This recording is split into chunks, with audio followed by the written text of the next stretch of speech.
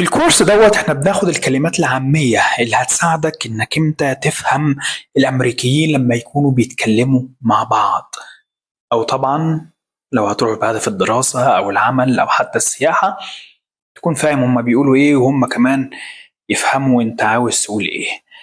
هلو، انا سيف الله وانت بتسمع سلسلة كل 6 شهور لغة. النهاردة الحلقة الثالثة نو الحلقة الثانية من كورس اهلا بيك في الشارع. النهاردة عندنا 3 كلمات هنحطهم في 3 جمل، كلمات تتحفظ والجمل تتحفظ طبعا. Let's start. يلا بينا. أول كلمة معانا النهاردة هي كلمة cram.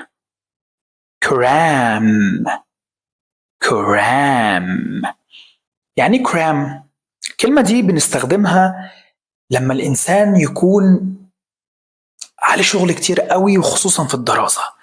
يعني مثلا إنسان ما ذاكرش فترة طويلة فيجي يعوض في يوم واحد كل المذاكرة اللي فاتته، فبدل مثلا ما هنقول so hard، بدل ما استخدم كلمة ان هو هيذاكر مذاكرة تقيلة قوي وكتير قوي، لا هنستخدم كلمة واحدة بس اللي هي ايه؟ cram. يبقى انت كده كأنك بتقول اللي قدامك انا النهاردة هذاكر مذاكرة طحن ما حصلتش، هعوض كل اللي فاتني في يوم واحد. I haven't been studying, so I need to really cram tonight. I haven't been studying, so I need to really cram tonight. يعني أنا ما ذاكرتش فمحتاج النهاردة أذاكر مذاكرة طحن. الكلمة التانية معانا النهاردة هي عبارة عن كلمة عجيبة، جون هانكوك. طبعا باين هو اسم شخص. طيب يعني ايه اسم الشخص ده او بيدل على ايه؟ لو انت قلته بيدل على التوقيع، لما تطلب من حد توقيع، بس مش اي توقيع، انت كأنك بتفخم في التوقيع بتاعه. جون هانكوك ده اللي اعلن استقلال امريكا، فبالتالي لما جه يكتب رسالة الاستقلال وقع بالبنط العريض الخط الكبير، فبقى التوقيع بتاعه عبارة عن حاجة رمزية جدا بيستخدمها الأمريكان.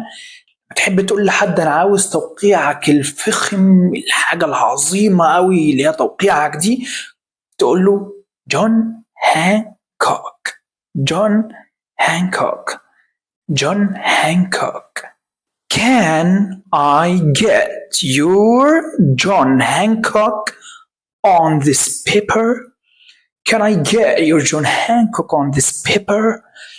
يعني ممكن توقيعك على هذه الورقة. الكلمة الثالثة والأخيرة معانا النهاردة كلمة عامية بحت، لو أنت مش أمريكي مستحيل هتفهمها. لو ما عندكش علم بالثقافة الأمريكية صعب جدا تعرف هم عاوزين من الكلمة دي إيه. الكلمة دي هي veg out. لما بيجوا ينطقوها بيعتبروها كلمة واحدة، فبنقول ايه؟ فيجت. فيجت. فيجت. فيجت. طيب الكلمة دي معناها ايه؟ عارف انت الانسان لما يكون خلاص تعب من كل حاجة عاوز بقى يستريح، مش اي راحة اللي هي استراحة محارب، لا هو فعلا فقد الامل في كل حاجة، عاوز يقعد ما يعملش حاجة خالص. بالمعنى العربي عاوز يبقى خامل لمدة كويسة، عاوز يبقى كسول، مش أي كسل، كسول قوي، لو هيقعد ما يفكرش في أي حاجة استمتع وبس. فبنستخدم معاها الكلمة دي fidget. fidget تي لو هننطقها باللغة الأمريكان هتلاقيك بتقولها ألف خفيفة كده خلاص. fidget. fidget. I was tired, so I decided to fidget in front of the TV all day. I was tired, so I decided to fidget in front of the TV all day. يعني أنا كنت تعبان تعب مش طبيعي. عشان كده قررت ان انا خلاص هسيب كل حاجة وهترمي قدام التلفزيون طول اليوم، مش هعمل اي حاجة ومش هفكر في اي حاجة. Fidget in front of the TV all day. الكورس دوت مهم جدا جدا عشان يعرفك ثقافة الامريكان. عشان كده كل حاجة بناخدها في الكورس دوت احفظها عن ظهر قلب.